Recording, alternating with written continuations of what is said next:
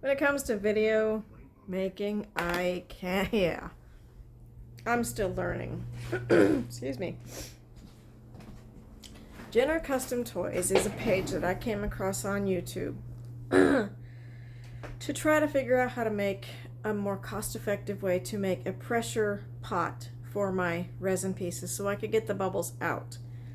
The thing is, when you use a pressure pot, the bubbles don't come out, they shrink down. They get forced down into basically nanoparticles. You can't see them.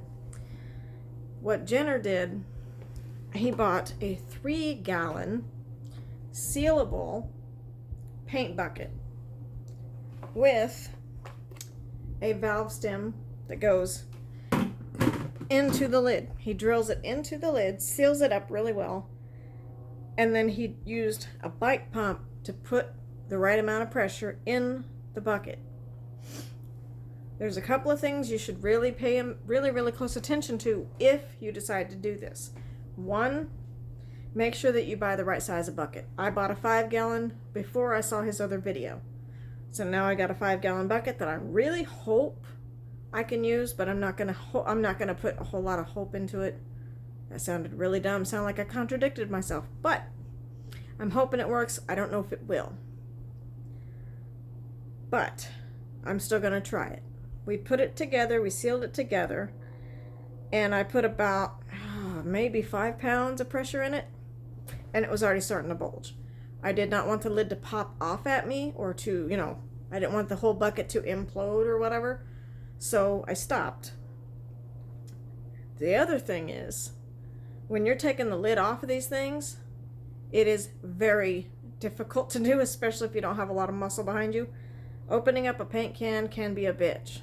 Thankfully, this is just air, but that can be more dangerous. Not messy, but dangerous. Never underestimate the power of air. Let me just say that. I got all the air out of it.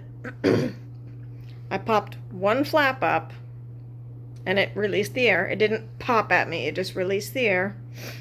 And getting the lid off of this thing took a lot of energy and a lot of muscle. I thought I was strong. Holy shit. Yeah, that was crazy.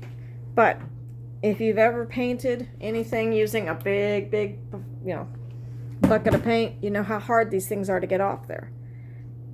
Anytime you do a DIY project, you have to assume the responsibility of whatever it is. Just because it worked in someone else's video does not mean it will work for you. It gives you an idea, something that you can work with. That's fine. Ingenuity is awesome. He made this work for him.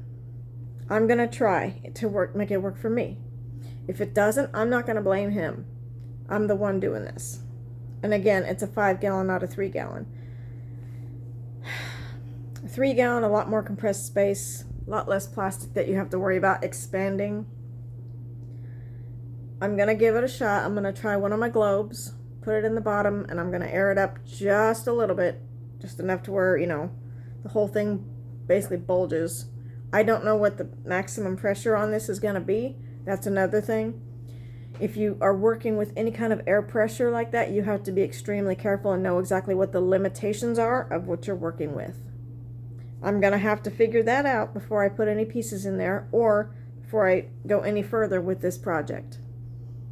So, Jenner, thank you for your video. I'm really glad that you showed people that. I put a couple comments on one of your videos, but I felt like this needed more of a clarification. I am following your page now. I'm a subscriber. But anytime you make any kind of art, you want to put everything you have into it. That doesn't necessarily mean spending a crap ton of money on a piece of equipment that may or may not work. You want to be able to put that money towards more constructive things. But this is a big deal. Getting rid of bubbles inside your resin pieces is vital if you want that crystal clear look. If I look at my original skull piece, there's bubbles all around the back of the head. There's bubbles underneath the jaw, behind the ears, behind the eyes. I didn't know anything about that until after I did my first pour. Now on more shallow pour, like a coaster, those are easy to get rid of. You can just put the torch over it and it pops them. But pieces like this is a chest piece. You pour a little bit in and you have to burp it yourself. That's the way I did it. I burped it myself, and I'm going to do those in 3 stages. But this is a really great idea. I'm going to try it, see if it works out. If it doesn't, I've got a 5-gallon bucket around to put stuff in and store it. I don't really lose out on this, but it's a learning experience. And I will say I really should have paid more attention in science class. So, thank you, Jenner. I appreciate you.